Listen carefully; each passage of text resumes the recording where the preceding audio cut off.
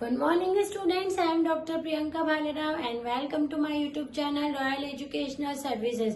मेरे इस YouTube channel में इंजीनियरिंग मैथमेटिक्स से जुड़ी हर प्रॉब्लम का सॉल्यूशन मिलेगा। साथ ही साथ में अदर फील्ड में यूज होने वाले मैथ्स के मैं वीडियोस अपलोड करती रहूंगी।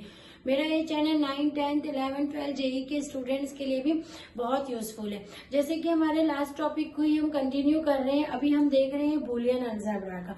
जो अलजेब्रा ऑफ लॉजिक मैंने बताया था उसी में आगे ये टॉपिक है आपका Boolean algebra. Boolean algebra actual में बूलियन अलजेब्रा जो है वो एक अल्जेब्रिक स्ट्रक्चर। ये अल्जेब्रिक स्ट्रक्चर क्या होता है और इसकी क्या क्या प्रॉपर्टीज होती है ये भी मैंने अपने लास्ट जो मेरी प्लेलिस्ट है ग्रुप थ्योरी की उसके अंदर स्टार्टिंग में ही मैंने अल्जेब्रिक स्ट्रक्चर को पूरा समझाया है कि अल्जेब्रिक स्ट्रक्चर का मतलब क्या होता है। अब जब बूलियन अलजेब्रा की हम बात कर रहे हैं तो ये जॉर्ज बुले जो थे मैथमेटिशियन हमारे, उन्होंने इसको इंट्रोड्यूस करवाया था। जॉर्ज बुले, ठीक है। जॉर्ज बुले ने ही हमको बूलियन अलजेब्रा से इंट्रोड्यूस करवाया था। उन्होंने हमको बताया था कि ये एक अल्जेब्रिक स्ट्रक्चर है जो कि लॉजिक ऑफ प्रिंसिपल पे बेस्ड है, which is based on principle of logic. तो वही मैं इसकी डेफिनेशन लिख रही हूँ। Boolean algebra it is algebraic structure based on principle of logics। ठीक है, तो ये इसकी डेफिनेशन है बूलियन अलजेब्रा की कि ये एक अल्जेब्रिक स्ट्रक्चर है जो कि प्रिंसिपल ऑफ लॉजिक्स पे निर्भर करता है। अब अल्जेब्रिक स्ट्रक्चर इसमें क्या होता है कि सपोज आपके पास में suppose P is a set. P आपके पास में कोई एक सेट है और उसके अंदर दो ऑपरेशन है आपके पास में, यूनियन और intersection, and has two operations, union and intersection. ठीक है, यूनियन और इंटरसेक्शन यहाँ पर हमारे पास में दो ऑपरेशन है। ठीक है, इसके जो बेसिक जो टू ऑपरेशन है इस सेट बी के अंदर वो ये है। तो ये कैसे डिफाइंड होगा? वी डिफाइन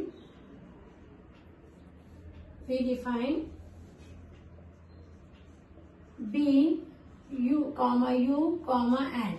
जो अलजेब्रिक स्ट्रक्चर है ना वो इस टाइप से यहाँ पर डिफाइंड होगा।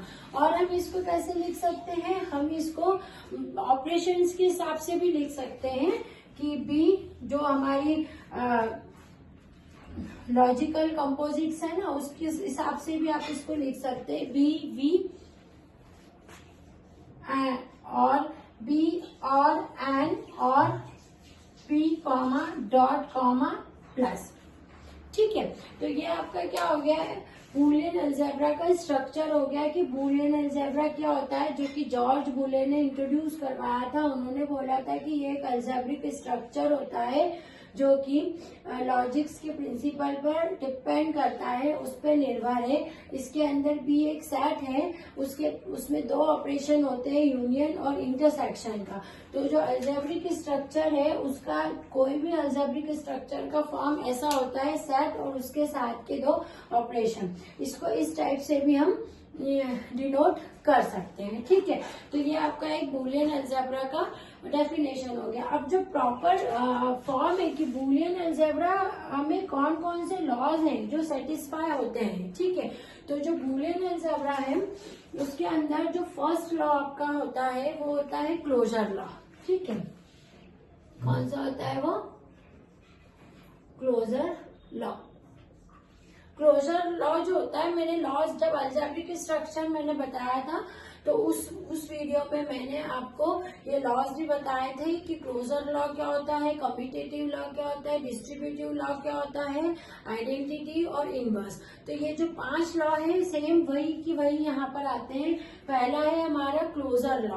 क्लोजर लॉ हमारा क्या बोलता है कि मान लो हमारे पास में A, B जो है वो सेट बी के 2 एलिमेंट हैं, तो इसके जो भी बेसिक ऑपरेशन होंगे ना वो भी सेट बी के अंदर है। मतलब कैसा होगा कि ए यूनियन बी करोगे तो भी बी के अंदर आएगा, और ए इंटरसेक्शन बी करोगे तो भी वो बी के अंदर आएगा। ये हमारा क्लोजर लॉ है for all A comma B belongs to B के लिए। ठीक है, अब हमारा दूसरा लॉ होगा कम्यूटेटिव लॉ। कम्यूटेटिव लॉ, ठीक है, तो कम्यूटेटिव लॉ यानी क्या होता है कि मान लेते हैं आपके पास में 2 एलिमेंट है, इफ लिख देंगे यहाँ, if A comma B belongs to B है, तो जब आप ऑपरेशन करेंगे कि ए यूनियन बी, तो वो किसके बराबर रहेगा, बी यूनियन ए के। तो ये होगा ए यूनियन बी बराबर है B union A for all A comma B belongs to B. और यदि इंटरसेक्शन करते हैं तो A intersection B equals to B intersection A for all A comma B belongs to B. तो ये हमारा कम्यूटेटिव लॉ है। फिर है हमारा तीसरा है जो है वो डिस्ट्रीब्यूटिव लॉ है। डिस्ट्रीब्यूटिव लॉ, लॉ का फॉर्म वही है। उस समय ग्रुप थ्योरी आप देखेंगे, जो अलजेब्रिक स्ट्रक्चर देखेंगे उसके अंदर भी सेम यही है, बस आपके जो बेसिक ऑपरेशन है ना वहाँ डॉट और प्लस का चलता है, यहाँ पर हम ले रहे हैं यूनियन और इंटरसेक्शन का। डिस्ट्रीब्यूटिव लॉ में भी हम लेके चलेंगे कि if A comma B comma C belongs to B है, देन हमारा डिस्ट्रीब्यूटिव लॉ यहाँ क्या कहता है कि यदि ए यूनियन ब्रैकेट लगाया बी यूनियन सी है, तो ये किसके बराबर रहेगा, ए यूनियन बी ब्रैकेट बंद करा union A union C for all A comma B comma C belongs to B. ठीक है, अब दूसरा इसका क्या होगा, इंटरसेक्शन के लिए होगा, मतलब A intersection B intersection C है, तो ये डिस्ट्रीब्यूट हो जाएगा A intersection B intersection A intersection C for all A comma B comma C belongs to B. तो ये क्या है हमारा, ये हमारा डिस्ट्रीब्यूटिव लॉ है। लॉ के फॉर्मेट वही रहेंगे, बस आपको क्या है कि वहां पर जो ऑपरेशन है वो अलग रहते हैं और यहाँ वाले ऑपरेशन अलग है। अब आपका फोर्थ है इसमें असिस्टेंस ऑफ आइडेंटिटी एलिमेंट। ठीक है, कि आइडेंटिटी एलिमेंट वहां पर हम ई लेके चलते थे 1, जिसका मतलब रहता है ना, तो यहाँ का आइडेंटिटी एलिमेंट रहेगा कि इफ यदि ए जो है वो बी का एलिमेंट है, तो अब यूनियन के लिए आइडेंटिटी क्या होगी और इंटरसेक्शन के लिए आइडेंटिटी क्या रहेगी, तो A union phi is equals to A. ठीक है, और दूसरा आपका आएगा A intersection I is equals to A. ठीक है, तो ये आपके 2 आइडेंटिटी हो। यूनियन के लिए आइडेंटिटी फाई रहेगा, क्योंकि आप जब यूनियन करोगे तो इसका जो कंबाइन जो होता है दोनों का वो आता है यहाँ, तो ये एम्प्टी रहेगा। एम्प्टी सेट के साथ ए का करोगे तो आपको ए मिलेगा, और जब इंटरसेक्शन के साथ आई रहता है, क्योंकि इन दोनों का इंटरसेक्शन इसका मतलब 1 होता है, तो आपको क्या मिलेगा, ए मिलेगा।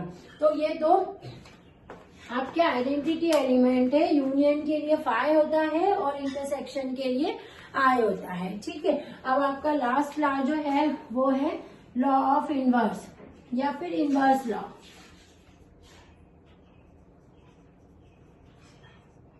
उस समय भी हमारे पास में इनवर्स होता था कि यदि ए एग्जिस्ट करता है तो कहीं ना कहीं ए इनवर्स एग्जिस्ट होता है। यहाँ पर भी सेम है कि if A belongs to B है तो वहां पर ए डैश बिलोंग करेगा बी के अंदर। ठीक है, ए डैश भी बी के अंदर बिलोंग करेगा। इस टाइप से करेगा कि A union A dash equals to then A union A dash equals to identity आएगा, है ना, या फिर A intersection A dash equals to क्या आ जाएगा आपका फाई। ठीक है, तो ये आपका जो पांचों लॉ है, यदि आपके पास में कोई भी अलजेब्रिक स्ट्रक्चर है और आपको बताना है कि वो बूलियन अलजेब्रा है, तो बूलियन अलजेब्रा के लिए आपको ये पांचों जो लॉ है उसमें सेटिस्फाई करवाना पड़ेंगे कि ये 5 लॉ है, क्लोजर, कम्यूटेटिव, डिस्ट्रीब्यूटिव, आइडेंटिटी और इनवर्स। ये पांचों लॉ जो है यदि वो सेटिस्फाई होता है तो जो गिवन आपका अलजेब्रिक स्ट्रक्चर है वो बूलियन अलजेब्रा का फॉर्म है। आप इसको नोट डाउन कर लेंगे।